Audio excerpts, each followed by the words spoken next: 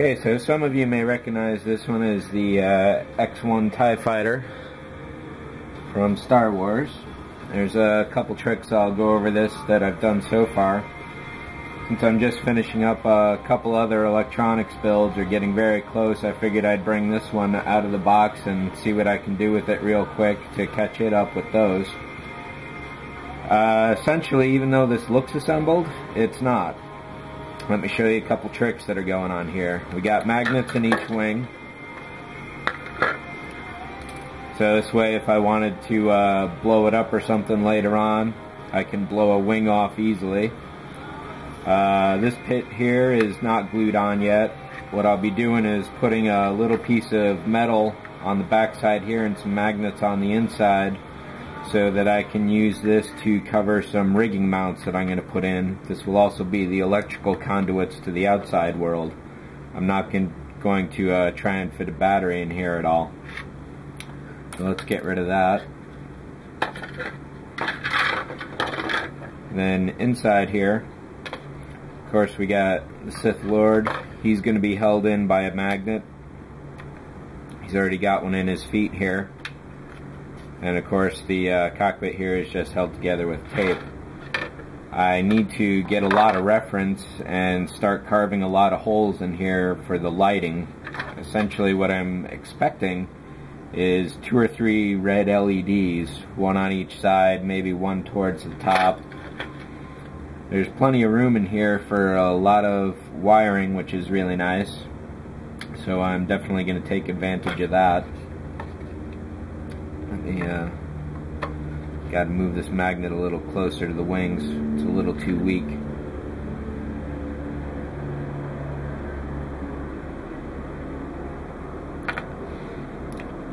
So I had forgotten what a beefy kit this is. This is definitely a pretty good size, and I'm looking forward to bringing it together. It was just 1/48, I think, maybe, or 1/36.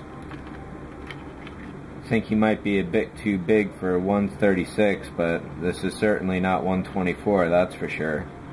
Well, maybe, I don't know. I'll have to do some of the research there. So I didn't get any directions with this kit, but most of the parts are pretty obvious. The only ones I'm thinking I don't know about is these 4 here, which, if my childhood memory serves me correctly, do go on the body, but I just haven't been able to figure out where. Otherwise, they're part of the landing gear, as are these 2 little bits. The gun turrets here, I'm probably going to replace that with brass, and if I do that, then I can put a little piece of fiber optic here and wire those up to the LEDs. I don't know if the lasers always glowed red, but I'll be doing that anyway. The top cockpit here is sealed. This used to have it, or this does have a hatch lip in here, but there's no need for it in my case. Even though this little pit fell out here in the last few minutes, this one here has stayed in, and it's a really bad fit on this side.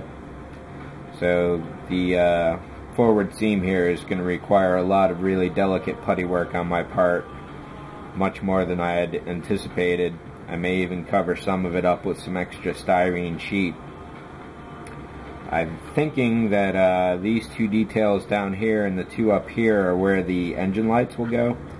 There's 2 little circles there. I was thinking they were much closer to the body and I was going to have to drill, but I think I'll just go with those regardless, since they happen to be there. The other thing I'm don't know about is this plastic has a really wicked curve on it, and I'm pretty sure that this back panel is supposed to be flat. And if that's the case, it should be scrunched down here so that these connect, but at the same time they really don't seem to want to. I don't know if there's a piece that goes in here and I didn't get it with the kit, so that's another bit of research I'm going to have to do. Getting this to sit flat is definitely going to take a lot of clamping time, and the way some of the internal structure in here seems to go, it almost like it's not supposed to clamp. but I'll find out that as I go along. And, you know, if anyone wants to throw some info my way, I certainly appreciate it.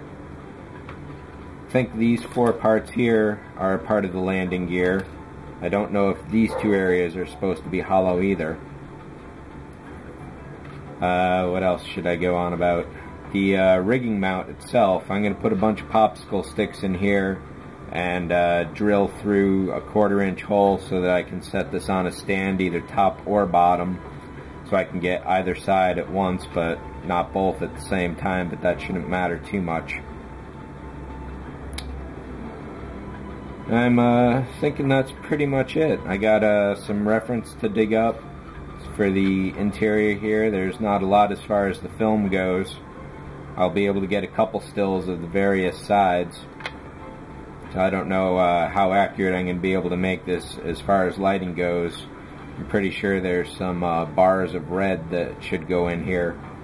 So what I may do in that case is drill out an area, back it with some white styrene or some vellum or even white paper, and then put the LEDs behind these areas.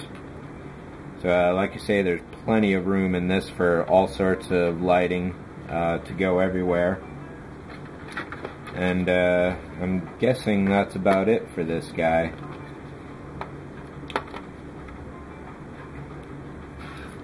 This is definitely going to be a fun kit. Like I said, I'd forgotten how big this was.